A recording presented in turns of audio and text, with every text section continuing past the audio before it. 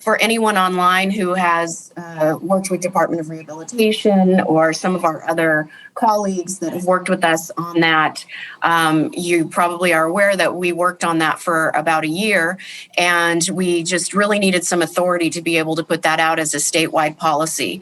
CalHR will also be, the entity responsible for ensuring that all of the departments have their own policies. So that's all handled under CalHR, and we're really looking forward to digging our teeth in and getting into those policies and making sure that every department has one and has a good one, and has any questions answered that they might still have remaining about how to get one of those policies going. The good news is we do check on that as part of the workforce analysis, and the issue is not usually that a department doesn't have a policy. It's usually just that the policy is somewhat limited and vague, and just kind of covers the law and the broader aspects of reasonable accommodation, which isn't very helpful to individuals with disabilities who have very specific questions and needs.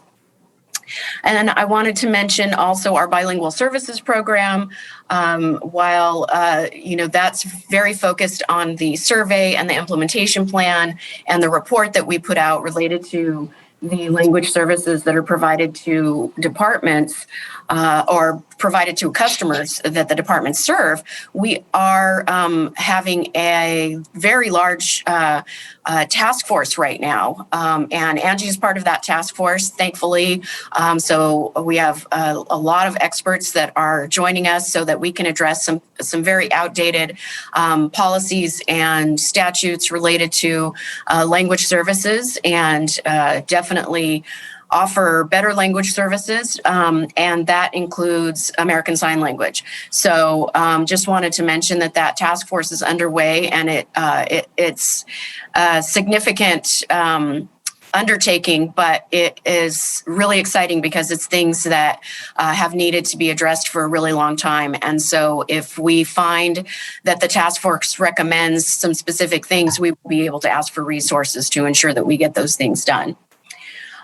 Lastly, before we move on to LEAP, I wanted to mention the Discrimination Complaint Tracking System, which is a fairly new program for our department. And it you may have heard of it through different avenues because it was quite an undertaking in the last administration when we started it. It stemmed from the Me Too movement, and there was no way that you can get any statistical information on department discrimination and harassment complaints on a statewide basis. Those were just handled individually through the departments. So CalHR developed the Discrimination Complaint and Tracking System, which is a very intuitive system. We've trained all of the EEO offices in the state. We continue to train as new people are hired.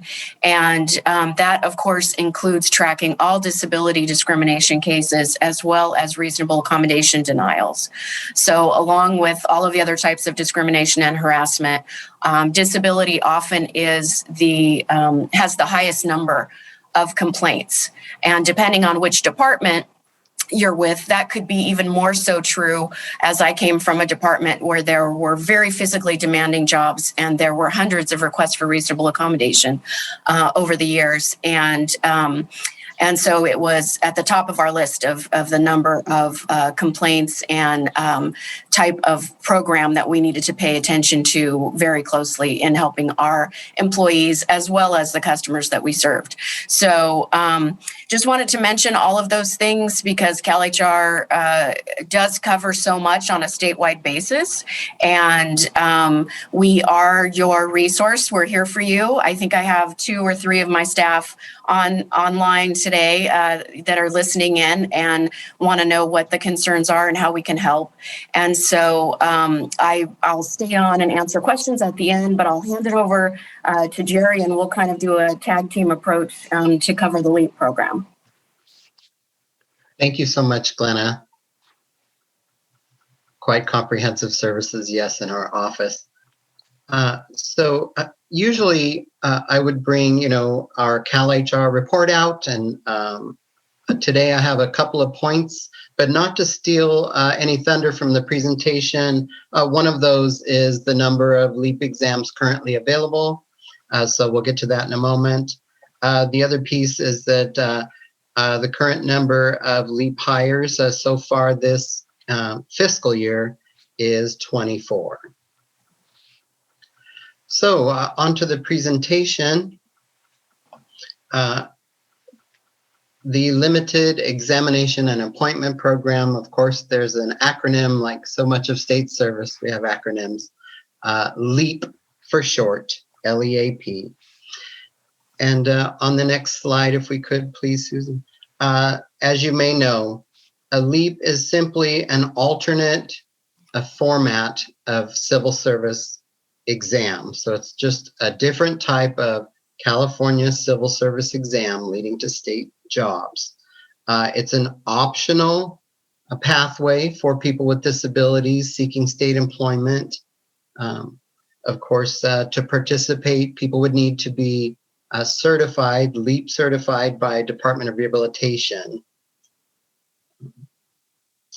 Once that LEAP certification is in place, people may immediately begin the examination process. Next slide, please. So this is a sampling of the LEAP exams currently available. As you can see, there are currently 43, and we are very excited about this. So pleased, CalHR's selection division has been steadily working on releasing more and more classification titles that are available for the LEAP exams. Just as you probably can see on these on the slide, there's quite a list and just a sampling, but to sort of draw your attention to ones that stand out, at least in my eyes, attorney. There are 2 department-specific LEAP exam titles here that only those particular departments utilize. That's the Employment Program Representative at EDD. That's a similar level to Staff Services Analyst, and the Motor Vehicle Representative for DMV. There are several IT classifications. Really happy to see that, quite a range there. Also, just equally as exciting are the Staff Manager, Staff Services Manager Series 1, 2, and 3. Of course, the SSM2 has, the designations of supervisory and managerial, the 2 separate ones. There's Stationary Engineer. Just very exciting to share that these are currently available, as well as many others. And they are constantly posted to calcareers.ca.gov website. So moving on, please, Susan. Yes, so there are really 2 main parts to a LEAP exam. The first is this minimum qualification assessment, the MQ assessment taken online. Once a person passes that with a minimum score of 70, at least 70, it places them on the eligible list, equivalent to rank 1. So they're immediately eligible, reachable on that list, eligible to be hired. The second part, and I do want to say the in-between steps of getting a state job are all the same, regardless of whether a person has taken a LEAP MQ assessment or another examination to get their eligibility. So once a person begins that second part on the job, it's called the Job Examination Period, or JEP, and it runs 6 to 12 months depending upon the classification. Next slide, please.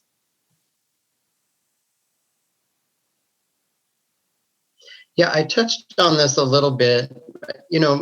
Basically the steps to apply to positions are the same as for any eligibility type. People must, apply and go through the selection process. If invited to interview, of course, sometimes, as we know, there's exercises associated with the interview process. So, reasonable accommodation can, of course, be requested for that.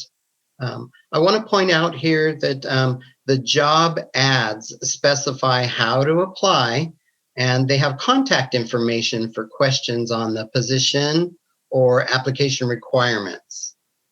One other thing, and something similar was covered, I think, by the CalPERS speaker about removing information from the application package. Application packages that are forwarded to the hiring manager, the interview panel, anything regarding LEAP is redacted, removed from those application materials. So the hiring manager, the panel, they are not aware that a person's eligibility happens to be through LEAP.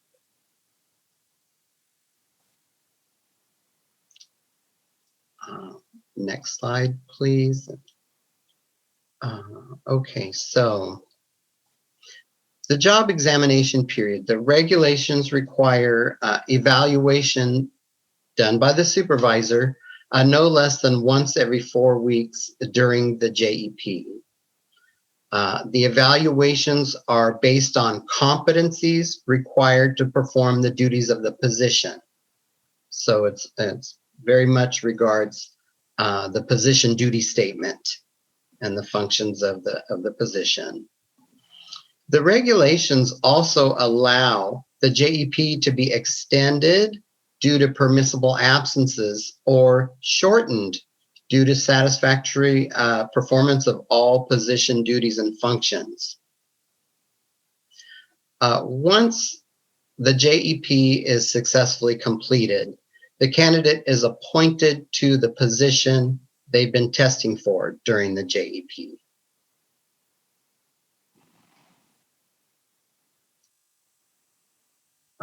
Yes, next slide, please, Susan. Okay, so shifting gears a little bit here, there is a LEAP internship program, and legislation was passed to carry it through the 2022 calendar year. It's specifically designed for people with intellectual and developmental disabilities. The interns are volunteers at various state departments. Currently, they do receive pay thanks to Department of Developmental Services has arranged funding. And these interns gain work experience, have an opportunity to develop their skills through this experience. The program is administered through Department of Rehabilitation and in coordination with CalHR and TDS. To qualify, participants, the interns must be both receiving services from DOR and DDS. Of course, to participate, people would contact DOR. Let's see. So I do want to say that. Can I just add to that, Jerry? Oh, certainly. Mm-hmm. Yeah. So individuals that are with receiving services with DOR or DDS work through their counselors and receive information about the program. So when we say if you're interested in the program, we mean your department, not as an employee. If your department's interested in having some interns work for them, those departments are working directly with DOR. So they schedule some meetings, and you get to interview the interns. They'll send 2 or 3 of them for an interview based on what their skill level is and what you're looking for. Usually you provide a duty statement ahead of time of what kind of skills you need, what kind of functions or tasks you have available for the intern to do, and they'll match that up with their people who are receiving services at both of those departments, and they will send them to you and you'll interview. And it's free to departments. That's kind of the beauty of it. The interns are volunteering, but they're getting paid through that special funding that DDS was able to procure. So that's pretty awesome that they get paid for their work, but it's free to the department. So the department's just participating, getting some free work done, and helping people with disabilities get some job experience, be able to put some things on their resume. And when we had an intern here at CalHR, we worked on things like completing the state application and mock interviews and completing resumes and things like that to also help our intern who had not had other jobs outside of that internship to prepare for applying for other jobs. And at the end of that internship, that individual is placed on the office assistant list. So they are reachable and eligible to apply for office assistant jobs. So what we hope is that during their internship, which is a minimum of 512 hours, that they actually receive some skills. They are offered job coaches through Department of Rehabilitation. So that's all part of the process. And hopefully they're ready at the end of the internship to apply for some office assistant jobs and perhaps go work at a department full time, or maybe even at the department where they were interns. Usually the departments don't like to let them go. They have worked out really well, and the departments love their interns and would like to keep them. So if there's any way possible, they try to do that. So just wanted to add a little bit more information on the internship just to make sure everyone knew about it. Thank you, Glenna. Yeah, you definitely covered the point that I wanted to emphasize, is that once the internship is completed, the individuals are then placed on that LEAP Office Assistant General eligible list. So they are ready to launch in to apply to state employment. Yes. So it appears we might have gone back a slide. Looking for the one on collaboration. We might have to go a couple forward. Yeah, did I miss? One more. Must have clicked something. There we go. This one, right? Yes. I often say LEAP takes a village, but said another way, the program operates collaboratively. Many parts and pieces, state departments and then divisions therein pull together to make the program work. As it says on the slide, DOR provides LEAP certification and facilitates the internships. CalHR, the selection division, posts the LEAP exams, and they run the call center. Our office handles policy, and CalHR in general handles other parts and pieces of the LEAP program. State Personnel Board issues the LEAP regulations and handles all appeals through LEAP. Let's see.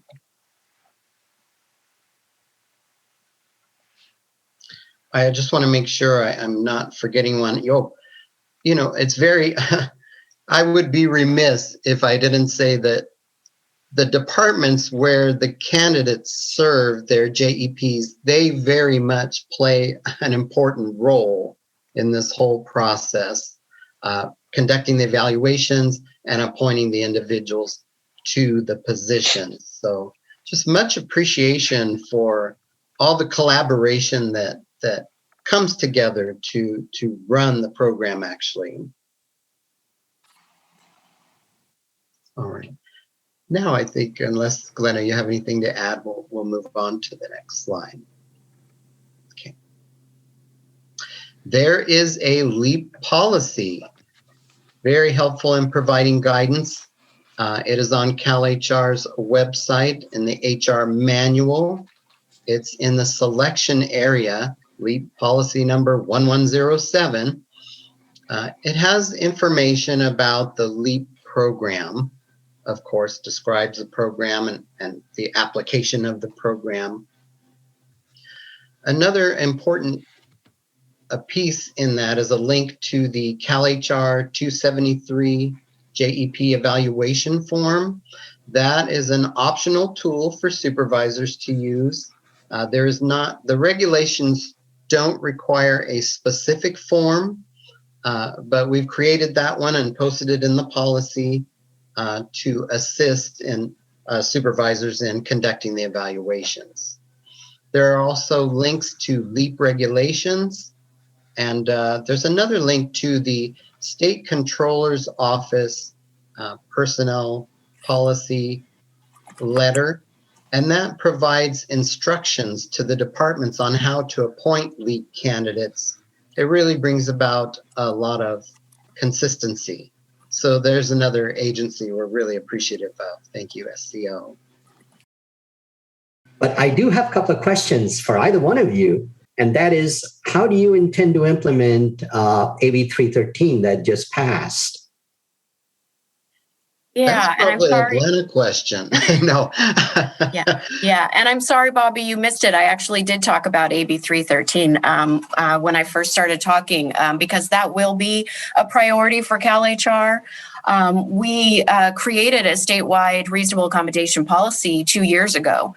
And so AB 313 now allows us the opportunity and gives us the authority to roll that out to the departments. So as I was mentioning, usually we don't find that the problem is that a department doesn't have a policy. It's usually that they don't really know what to put in the policy, and it's not a very good one, or it's a little bit vague.